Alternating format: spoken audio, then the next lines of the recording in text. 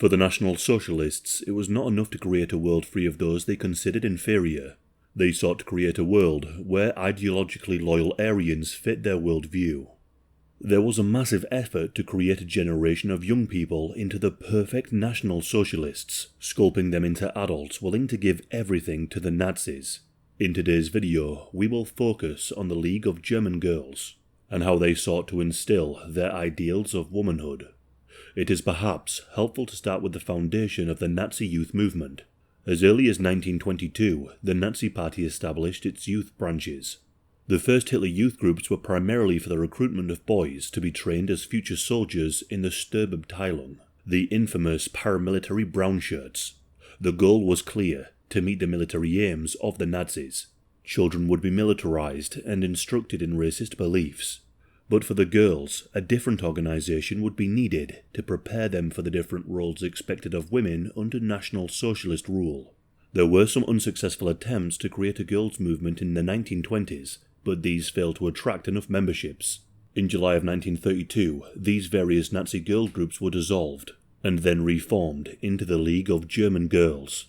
By the end of 1932, the membership was only around 10,000, but the following year saw Hitler assume control of Germany as Chancellor, and with this came the banning of all non-Nazi youth groups. Existing youth groups faced a choice: be absorbed by the Nazis or closed down.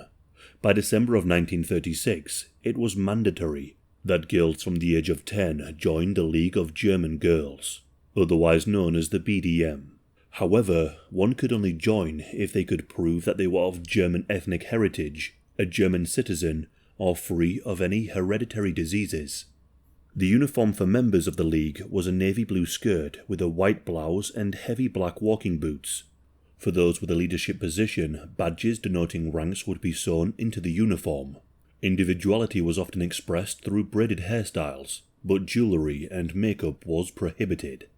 The uniform itself was one of the appealing aspects of the League, as the Nazis lent into and cultivated the fashion to attract even more members.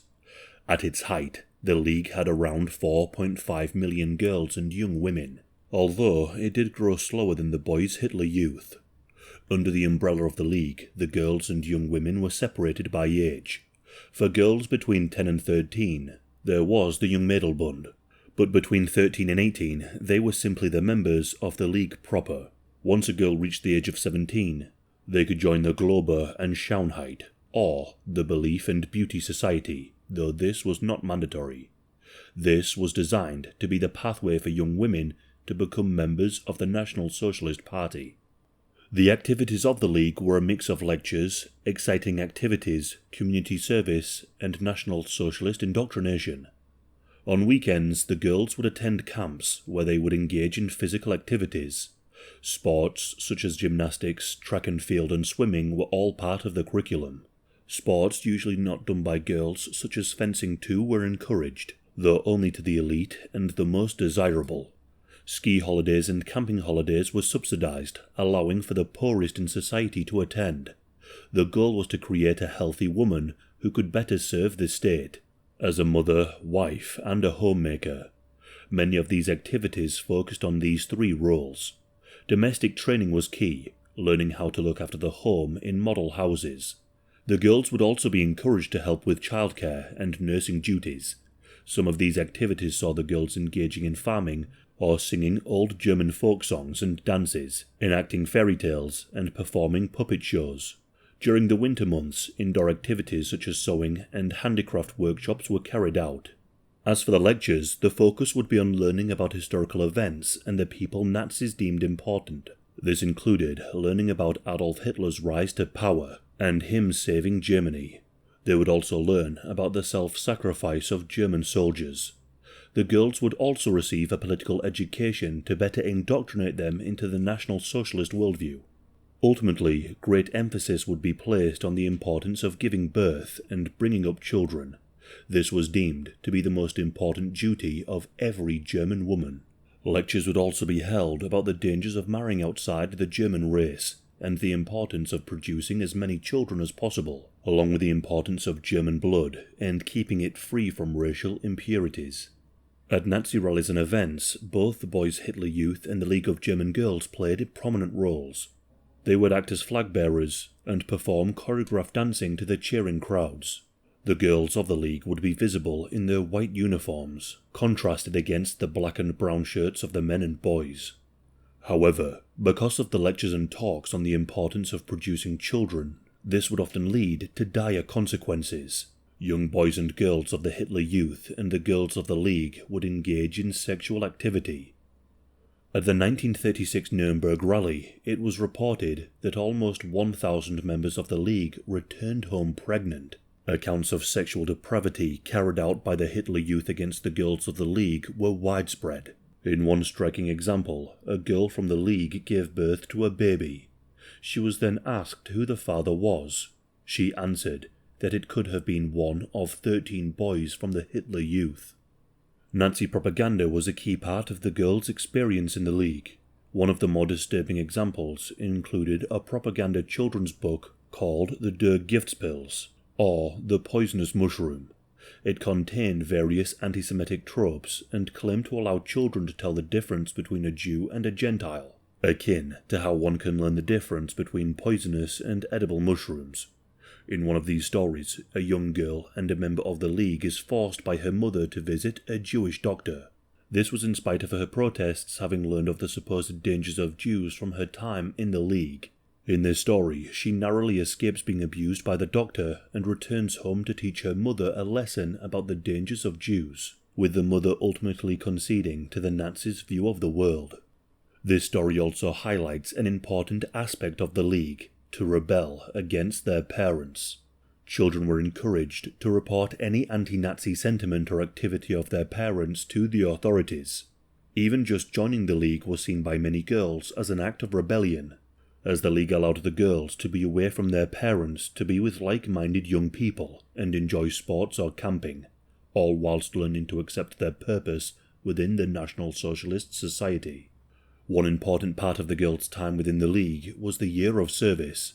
This saw teenage members of the League provide a service to the state for 1 year before they could go into higher education or into the workforce. Often this was working as a farm labourer.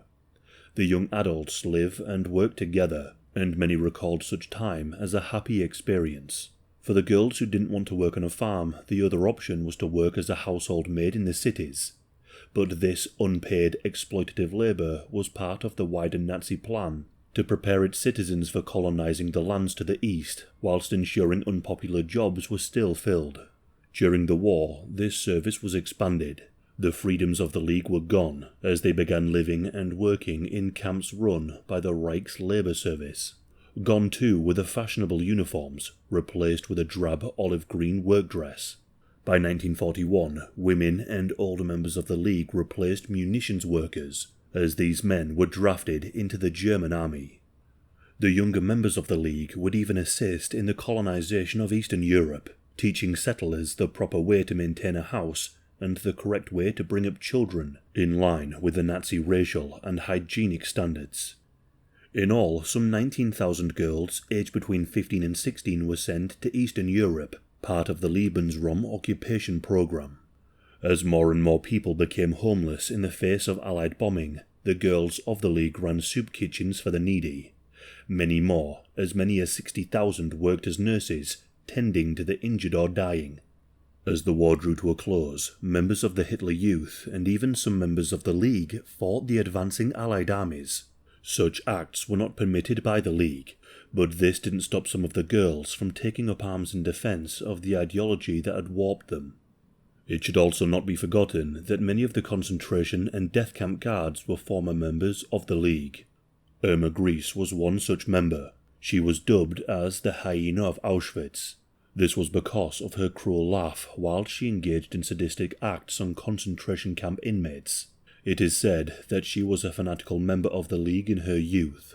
The role played by the League cannot be downplayed in why young women eagerly took up work at some of the worst places, carrying out horrific acts on their fellow man, woman and child. The League was but one part of the Nazis' plan to create what they saw as the perfect society. The League encouraged eugenics and took hold of the girls' adolescence to impart their twisted worldview. What might be seen as innocent countryside activities and youthful camaraderie was but a front for the Nazis' attempt to create willing and devoted Nazis from children.